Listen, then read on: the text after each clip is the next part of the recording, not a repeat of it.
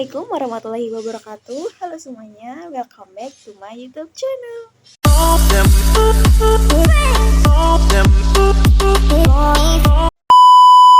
Oke, dalam video kali ini aku akan membahas tentang manajemen kurikulum. Pertama yang akan kita bahas di sini adalah konsep dasar dari manajemen kurikulum. Yang pertama di sini adalah pengertian kurikulum dari beberapa para ahli. Kemudian nanti kita akan simpulkan tentang pengertian dari manajemen kurikulum. Yang pertama di sini adalah pengertian dari kurikulum dari beberapa para ahli. Di sini aku mengambil tiga ahli. Yang pertama ada Rusman pada tahun 2011 mengatakan bahwa kurikulum ini adalah segala upaya sekolah untuk memenuhi siswa agar dapat belajar baik dalam ruangan kelas maupun luar sekolah. Dan Rusman juga memandang kurikulum ini sebagai semua kegiatan yang diberikan kepada siswa di bawah tanggung jawab sekolah.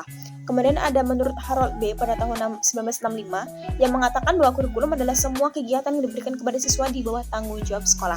Kemudian terakhir di sini adalah menurut Ramayulis pada tahun 2005 yang mengatakan bahwa kurikulum adalah salah satu komponen yang sangat menentukan dalam suatu sistem pendidikan. Karena itu kurikulum merupakan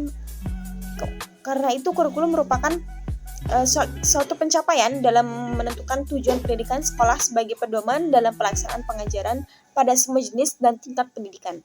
Jadi dapat disimpulkan bahwa manajemen kurikulum di sini adalah sistem pengelolaan atau penataan kurikulum secara kooperatif, komprehensif, dan sistematik yang dijadikan acuan oleh lembaga pendidikan dalam rangka mewujudkan pencapaian tujuan kurikulum ataupun tujuan dari pendidikan. Oke, next di sini akan kita bahas tentang ruang lingkup dari manajemen kurikulum. Yang pertama di sini ada kurikulum tingkat satuan pendidikan atau disingkat dengan KTSP, dan yang kedua adalah manajemen mutu berbasis sekolah atau yang disingkat dengan MBS.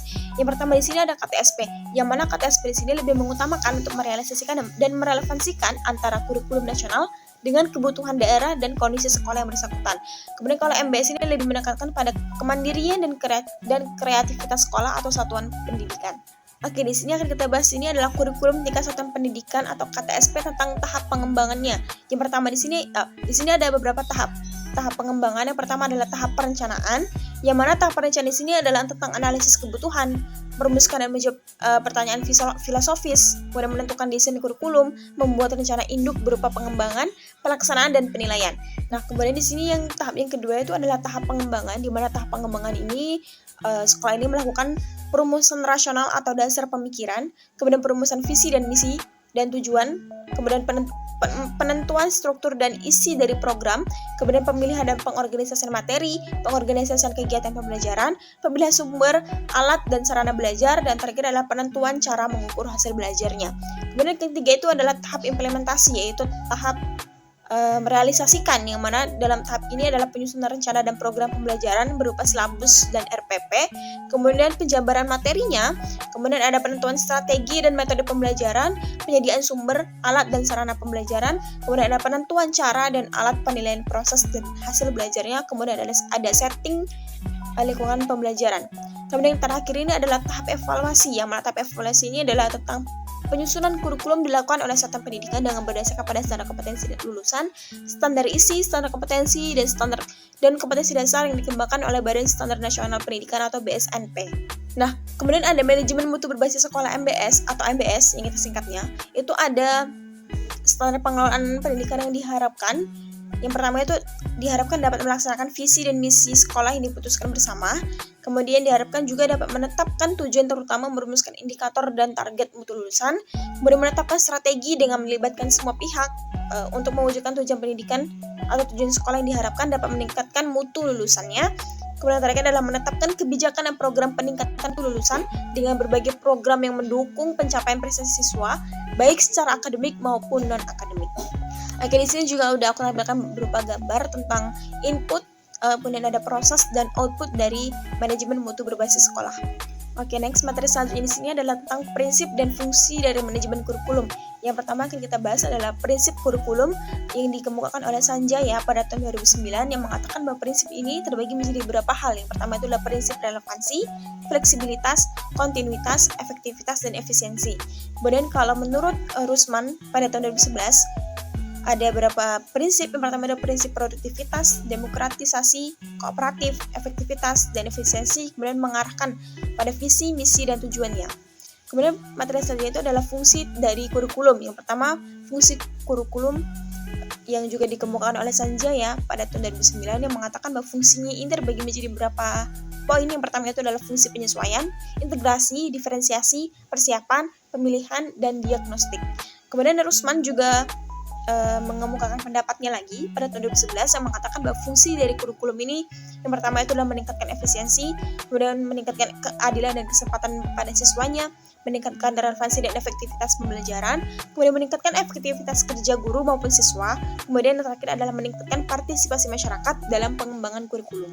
Oke, kemudian di sini adalah komponen kurikulum yang mana mengingat bahwa fungsi kurikulum dan prinsip kurikulum pendidikan adalah sebagai alat untuk mencapai tujuan pendidikan yang tentunya sebagai alat perlu memiliki penunjang-penunjang lainnya.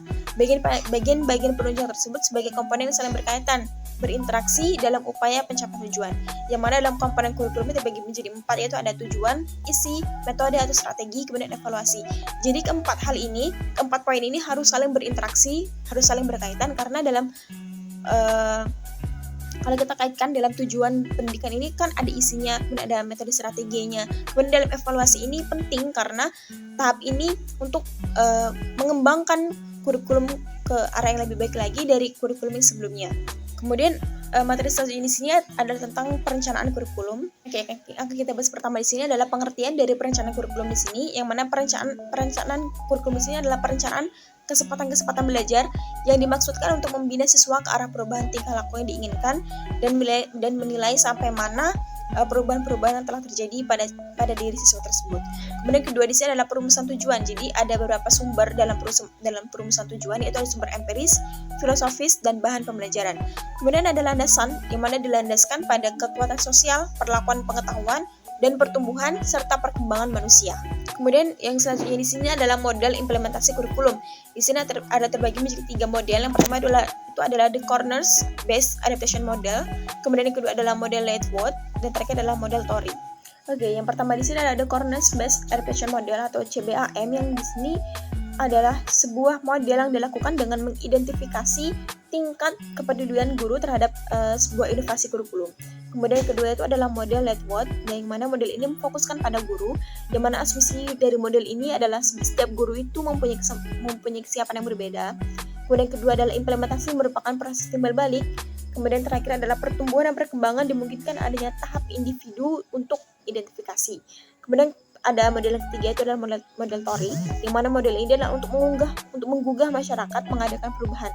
Nah, dengan model ini diharapkan adanya minat guru untuk memanfaatkan perubahan yang lebih baik lagi.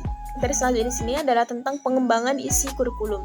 Di sini udah aku jabarkan tentang gambar tentang pengembangan isi kurikulum itu sendiri, yang mana di sini ada tentang scope, sequence, ada cakupan wilayahnya, kemudian ada sifat isinya dan organisasi bahannya itu seperti apa dan sifat-sifat itu seperti apa. Next, materi selanjutnya di sini adalah tentang evaluasi kurikulum. Di sini akan kita bahas adalah apa sih yang dievaluasi, dan evaluasi itu menggunakan evaluasi sumatif seperti apa. Jadi yang dievaluasi dalam kurikulum ini adalah proses analisis kebutuhan dan kelayakannya.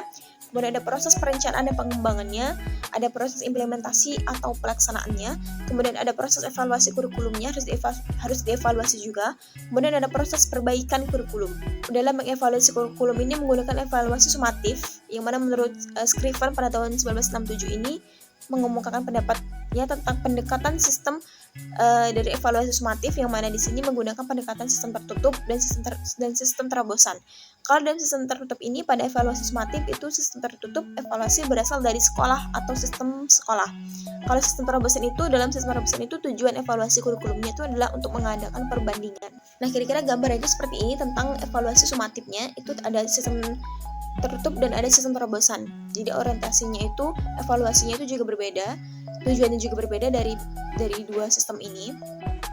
Oke, kayaknya segitu dulu video kita kali ini. Untuk teman-teman yang ingin mengetahui lebih jauh nih tentang pendalaman materi pada materi kali ini, teman-teman bisa join di link yang udah aku taruh di link description box.